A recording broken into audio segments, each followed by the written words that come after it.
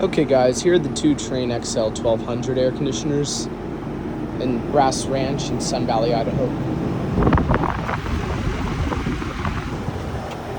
This one's a 5-ton from April of 1990. Suction line is fairly cool, still working. Liquid line is warm.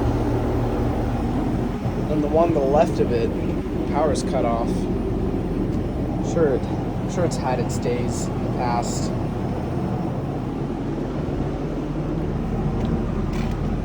It's also a 5-ton from April of 1990.